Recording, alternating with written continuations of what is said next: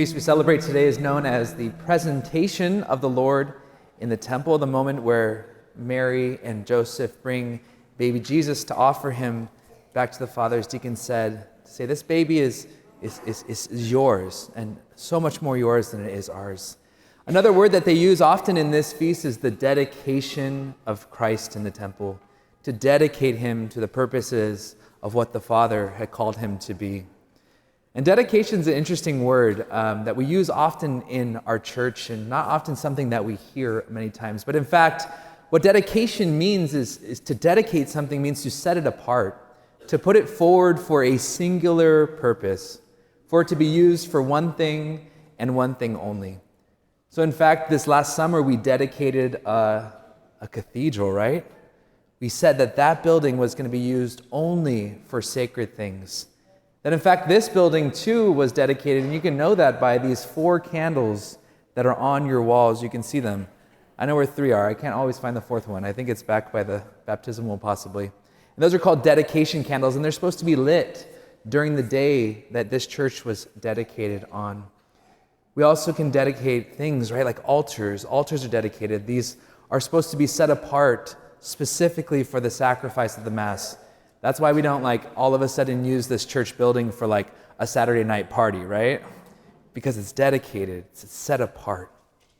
But in fact, dedication can also be given to other things as well. We hear in the secular world often that we can dedicate a server, right? This is a dedicated server for this specific thing. And maybe some of you have dedicated the chicken wings this afternoon to somebody specifically, you know? Or maybe you've dedicated them to yourself. I don't know.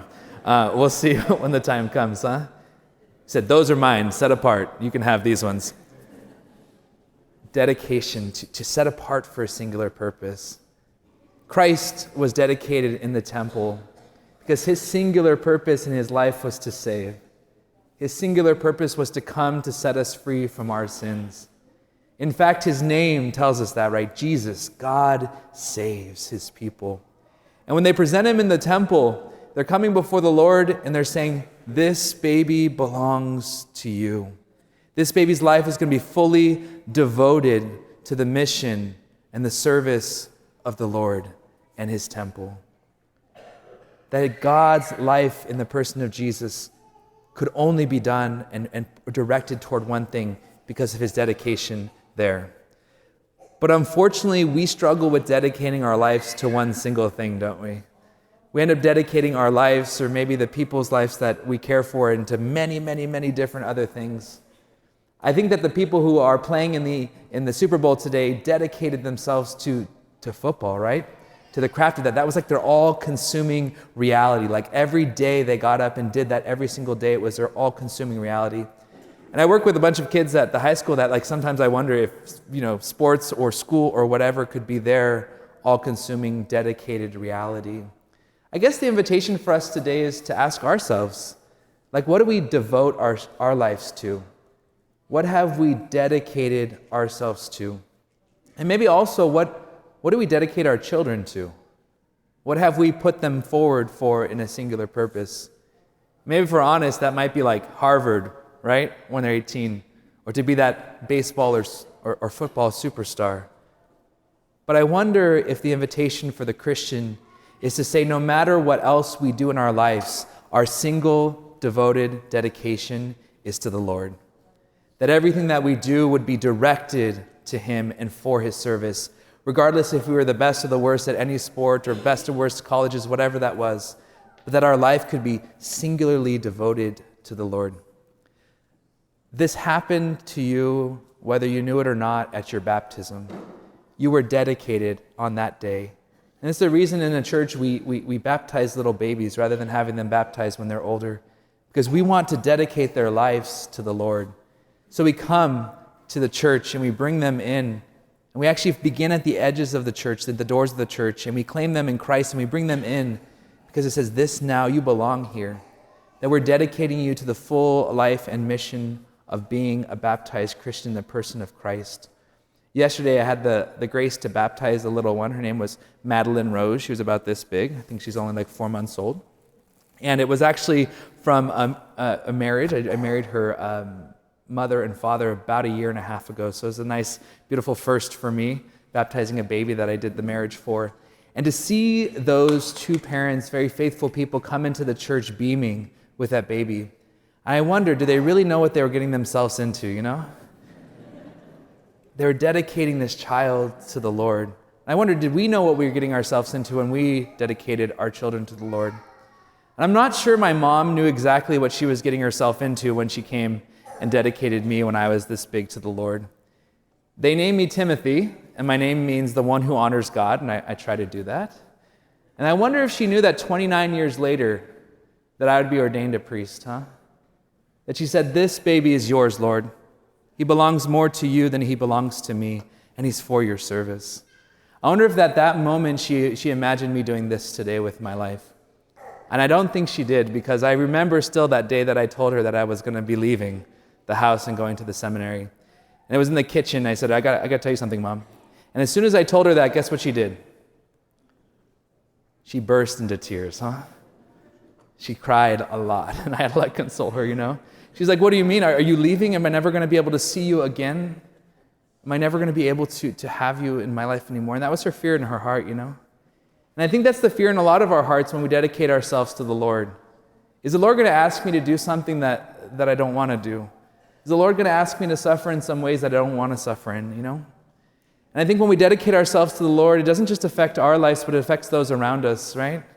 When Jesus was dedicated, it said a sword pierced the heart of Mary. A sword pierced her heart because she knew that the sufferings of her son were also going to become her sufferings. And in fact, I think the sufferings of my life as a priest have also become my mom's. In other ways that I've suffered in my life, she's also been there suffering right next door in a mystical way. And that's a beautiful gift, because the purpose of the Christian life is not to escape that, but it's to integrate it and to allow it to purify us, to refine us so that we could be light to the world as Christ was. I love the prophecy in Malachi that we hear in this morning's first reading. He says, when Jesus comes into the temple, the one you've been looking for comes back. He says he's going to sit there, and he's going to be with the refiner's fire and the fuller's lye, right? Those are two kind of scary, scary images, right?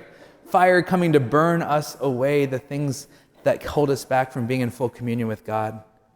And the fuller's lye is a little harder one to understand. The fuller was the one who took the clothing of that time, and he took it outside the city, and he would wash it in the lye. It was a very dangerous job, and it was a very smelly job, huh? But it was so that it could come back and be pure white, so that they could use that for sacred purposes. That was the purpose of the fuller. And when we dedicate our lives to the Lord, when we dedicate our children's lives to the Lord, that means that we're going to have to embrace this refiner's fire. We're going to have to embrace the fuller who comes into our life and purifies us to make us clean, white as snow. And that's not the fun part of what it means to be a Christian, huh? To come into the fires of the Lord. I think sometimes we think the Christian life is like, man, it's cool, you do you, I do me, and everyone's going to be okay, right? If we've never met the refiner's fire, we can say that. But if we have, we can't say that the Christian life means doing whatever. Because the Lord wants to come in and to make us like him. He wants to come in and refine us, purify us. He knows what we're like in all things but sin, and he wants to refine the sin out of our lives so that we can be real, beautiful silver reflecting the glory of God in our lives. This is what it means to dedicate our lives to the Lord. So I wonder today, as we reflect on a lot of things in the last couple of weeks, I look at even the person like Kobe Bryant's life, you know? And I wonder, he probably lived a lot of his life with a singular devotion to what? To basketball, right? And he became the best. He became the best because his life was so devoted to that reality.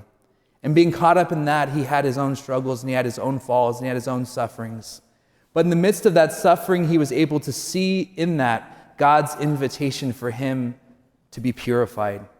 God's invitation for him to be refined so that he could really not just live for himself and his own glorification of his title or the best at this or that, but that he could live really for the glory of God and to allow God's glory to break through in his life. And he did that. He encountered that refiner's fire, and he let the refiner do his work on him through the help of his life as a Catholic, huh? They said they saw him at Mass that morning before he died in that helicopter crash because he knew that only Jesus could do that. Only Jesus is the refiner's fire, the fuller's lye that comes into our life and makes us something for him. I wonder if we could ask ourselves that today.